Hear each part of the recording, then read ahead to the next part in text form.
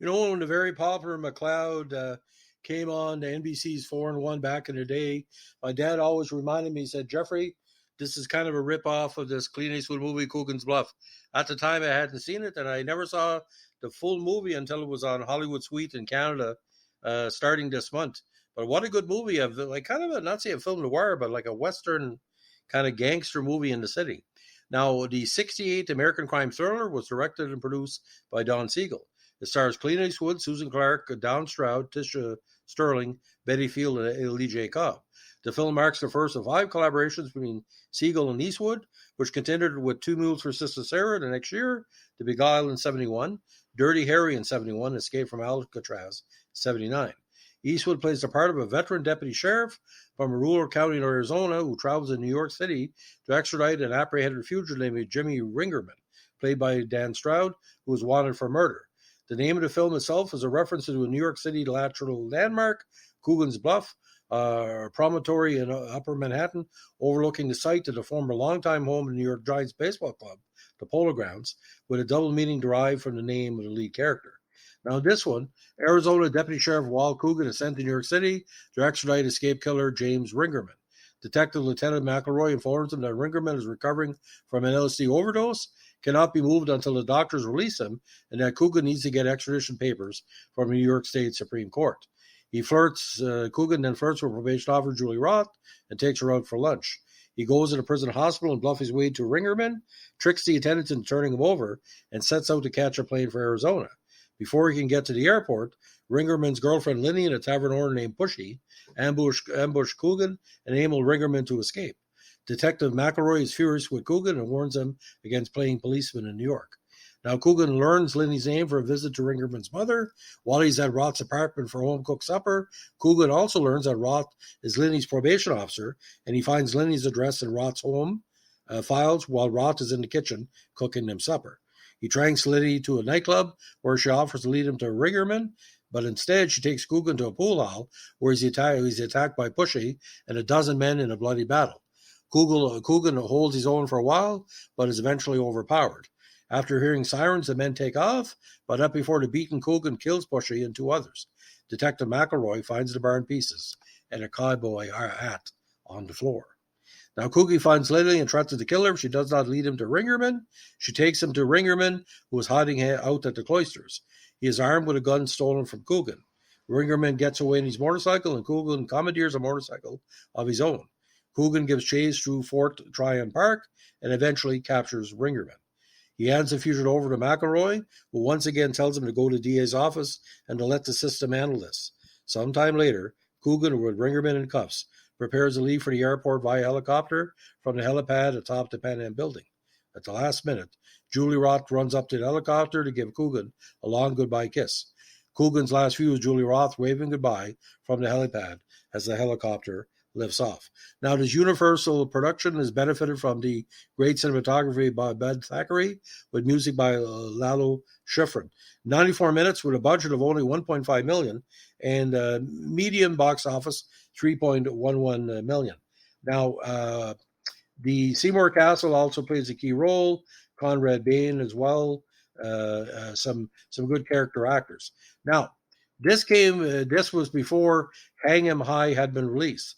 He had been set to work on Coogan's Bluff, a project which saw him reunite with Universal after an offer of $1 million, more than doubling his previous salary.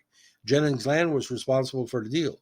Lang was a former agent of Don Siegel, a Universal contract director who was invited to direct Eastwood's second major American film. Eastwood was not familiar with Siegel's work, but Lang arranged for them to meet at Clint's residence in Carmel.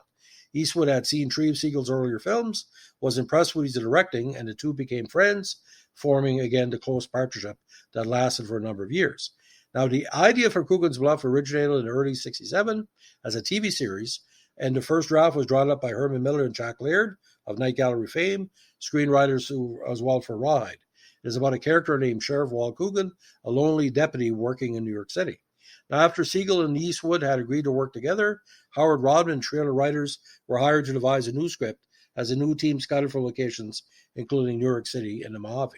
Now, they eventually hired a new writer, Dean Reisner, who had written for Siegel and Henry Fonda TV film Strangers on a Run. Eastwood did not communicate with a screenwriter until day one, and Reisner criticized the scene Eastwood unliked, which involved Coogan having sex with Lenny Raven in the hope that she would take him to be to her borough boyfriend. According to Reisner, Eastwood's face went white and gave me one of those Clint looks. Now, the two soon reconciled their differences and worked on a script in which Eastwood had considerable input. Don Stroud, a very good character actor, was cast as a psychopathic criminal Coogan chasing, while character actor Lee J. Cobb played a disagreeable New York City Police Department lieutenant. The great Susan Clark worked as the probation officer who falls for Coogan, and Tisha Sterling, as a drug-using lover of Stroud's character, also gave a strong performance. Coogan's Bluff was the final film appearance of the great actress Betty Field, who died in 1973. Filming began in November 1967, even before the full script had been finalized. Now, released in the States in October 1968, where it grossed $3.1 million. The film was controversial for its portrayal of violence, but it could launch a collaboration between Eastwood and Siegel that lasted more than 10 years, and set the prototype for the macho hero that Eastwood would play in the Dirty Harry films. The script of the film, again, inspired the McCloud TV series that starred the great Dennis Weaver. Now, on Rotten Tomatoes, the film has an approval rating of 95, based on reviews from 19 critics. Roger Ebert gave it 3 out of 4, while Vince Canby of the New York Times didn't like it because of its what he called the predictable screenplay. Now, Tarantino said the film plays like a trial run for the next 20 years of action cinema. It's with Coogan's Bluff that Eastwood would establish his post-Leone or the good, bad, the ugly persona, a persona that would dominate action cinema for the next 25 years. Now, the DVD version of Coogan's Bluff is edited by approximately 3 minutes in all regions for unknown reasons. The missing scenes, including Coogan receiving his assignment to return Ringerman from New York, a short scene in the hospital, and a scene in which Julie talks about Coogan's Bluff, a lookout point over the ocean near New York. But the real Coogan's Bluff is a site on Manhattan Island between Washington Heights and Harlem, tying the location into the film's title. The early video release did not have these edits, and it was released uncut. Now, according to one reviewer, as Walt Coogan, the 20th century personification of 19th century values and ethics, Eastwood strides through the urban landscape, breaking rules and offending those upon whom he depends for help. Lee J. Cobb is a police lieutenant into whose domain Eastwood stalks, tells him angrily that we've got a system here, not much, but we're fond of it. So without Coogan's Bluff, there would not be Dirty Harry, would not be Death Wish, or what he called the revival, like the Serpico, the revival action, police action movies where the villains are not really the heroes and the heroes are not really the villains, or vice versa. Dirty Harry, there's aspects of this, but he's not really as violent as he was in Dirty Harry. But Coogan's Bluff, the original battle between him and an Indian in the desert, it's a completely bizarre scene out of context for the rest of the movie. So if you can bypass those first 15 minutes, and his bathtub scene where there's a buxom woman that's with him, and she's not in the bath with him, it doesn't make it. And Eastwood has very big problems with kissing scenes.